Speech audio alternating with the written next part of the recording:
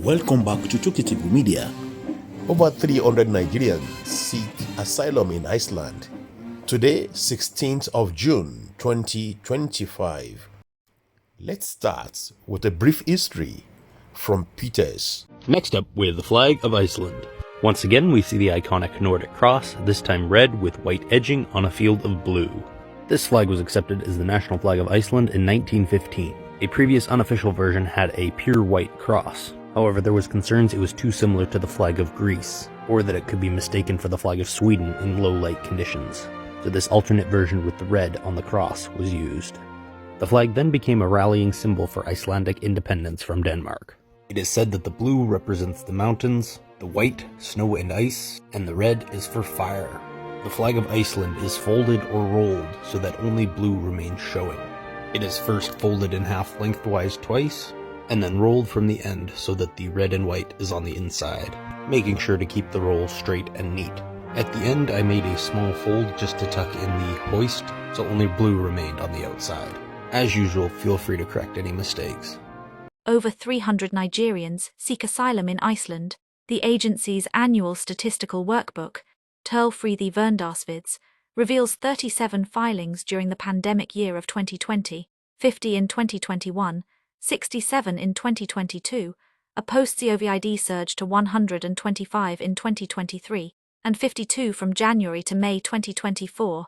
Iceland's Directorate of Immigration, Útlendingastofnun, has reported receiving a total of 331 asylum applications from Nigerian nationals since 2020. The agency's annual statistical workbook, Tölfræði Verndarsvids, reveals 37 filings during the pandemic year of 2020, 50 in 2021, 67 in 2022, a post-COVID surge to 125 in 2023, and 52 from January to May 2024. When Iceland cleared its 2019 backlog in 2020, it decided 96 Nigerian files, 44 were granted residence permits, 3 full refugee statuses, and 41 humanitarian visas, while 37 applications were denied. The rest were closed administratively as Dublin transfers to the first Schengen country where a claimant had entered. Of 60 Nigerian cases resolved in 2021, only 3 were granted refugee status, 14 were rejected after a substantive interview, and 43 were shunted under Dublin rules. That year, the success rate for Nigerian applicants fell to 5%, as Iceland resorted to the European Union mechanism that allows smaller states to pass responsibility to their larger neighbours. However, the numbers rose again in 2022, when 67 Nigerians applied, and the Directorate examined 76 files, issuing 22 permits, 2 refugee and 20 humanitarian, turning down 28 claims and returning 26 to other countries. Documents show that the main doorway for most Nigerians has been humanitarian leave, which is valid for 1 year at a time rather than full convention status. In 2023, post-COVID travels and a tightening British visa regime influenced 125 Nigerians to apply for asylum, yet Iceland deferred most to Dublin as only 1 secured refugee status and 22 gained humanitarian leave. 13 were rejected, and a striking 108 were closed without substance, most as transfers out. Early 2020, 4 data revealed a drop in applications to just 52.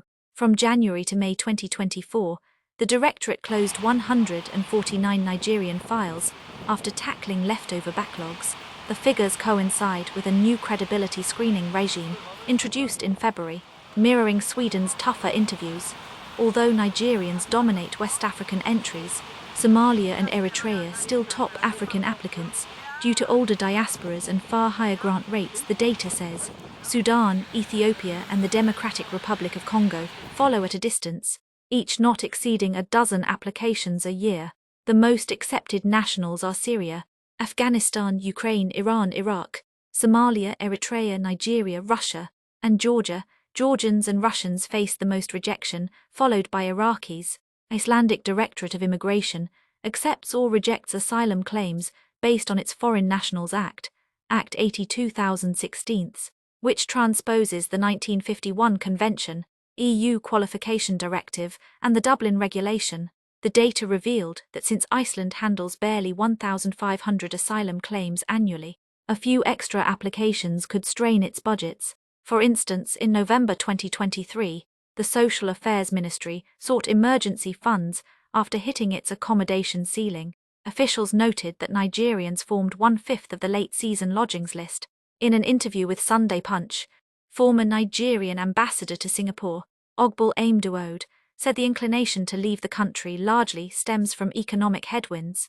With many citizens taking the Japa route, the urge to travel out of the country is in itself primarily a function of the performance of our national economy.